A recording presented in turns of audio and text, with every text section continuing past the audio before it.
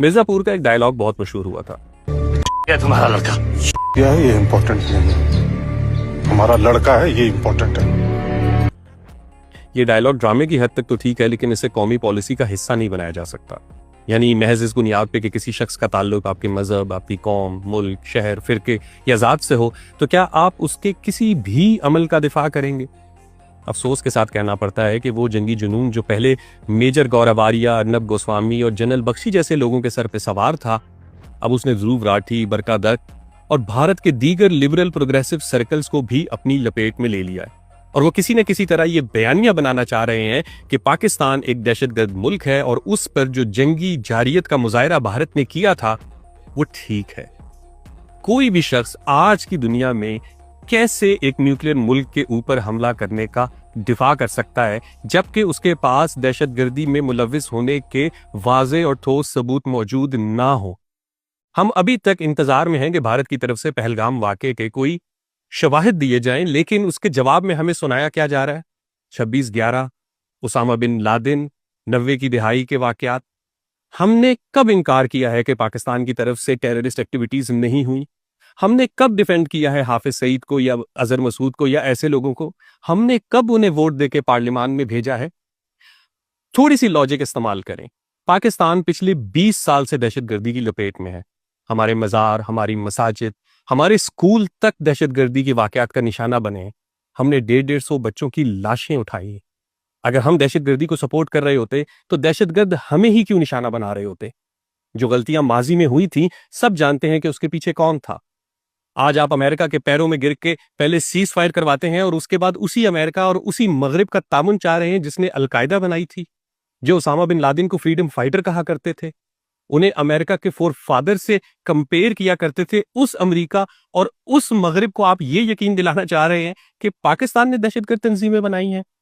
वो मगरिब और वो अमेरिका जो इस वक्त गजा में जारी जेनोसाइड के ऊपर खामोश है, उससे सालसी करवाना चाह रहे।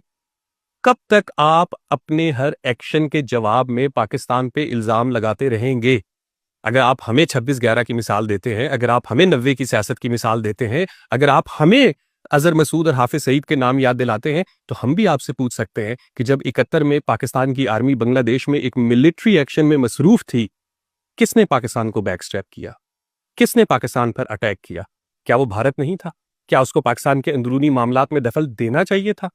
जब 80 की दिहाई में सिखों का कत्लेआम हो रहा था और सिखों का कत्लेआम करने वाली खातून को आयरन लेडी कहां बुलाया जाता है? कश्मीर में साल साल कर्फ्यू रहा, वहां लोगों को बोलने की आजादी नहीं, मैस डिसअपीयरेंसेस हुई, मैस गैंग रेप हुए। कौन मुलव्विस था? भारत मुलव्विस था। क्या आपने कभी कश्मीर के लिए बात की? या उसका जिम्मेदार भी सिर्फ और सिर्फ पाकिस्तान है? अफजल गुरु को बिना सबूत के फांसी किसने दी? भारत की अदालत में थी। आप पाकिस्तान को एक दहशतगर्द मुल्क करार देना चाहते हैं, उसको एफएटीएफ की लिस्ट में शामिल करना चाहते हैं, पूरी पाकिस्तानी कौम को भारत में एक दहशतगर्द कौम के तौर पे पेश करना चाहते हैं। मेरी दावत है कि एक दफा पाकिस्तान आकर देखें तो सही। यहां जब बलूचिस्तान में मिलिट्री ऑपरेशन होता है तो हम उसकी मुखालफत करते हैं। यहां जब फौज के ऊपर अटैक होता है तो हम फौज को अपनी पॉलिसी के ऊपर नजरसानी करने का कहते हैं। यहां जो केपीके में, सिंध में, कराची में ऑपरेशन हुए हैं, पाकिस्तान के किसी लिबरल प्रोग्रेसिव सर्कल ने उनकी हमायत नहीं की। हत्ता के 9 मई के वाकयात के बाद भी यहां के लेफ्ट और प्रोग्रेसिव सर्कल ने मिलिट्री कोर्ट्स की मुखालफत की।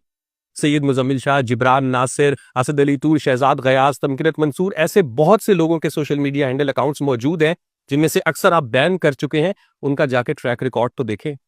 हमारे मुल्क में कोई वाकया होता है तो हम अपने मुल्क की हुकूमत को तनकीद का निशाना बनाते हैं, उनके ऊपर ये दबाव डालते हैं कि जनाब आप अपनी पॉलिसियों पे नजरसानी करें। और हम पर अभी भी ये जंगी जुनून इतना हावी नहीं हुआ कि इस एक जंग की फतह के नशे में हम माजी की सारी बातें भूल जाएं और आगे जो कुछ हो उस पर आंखें बंद कर लें।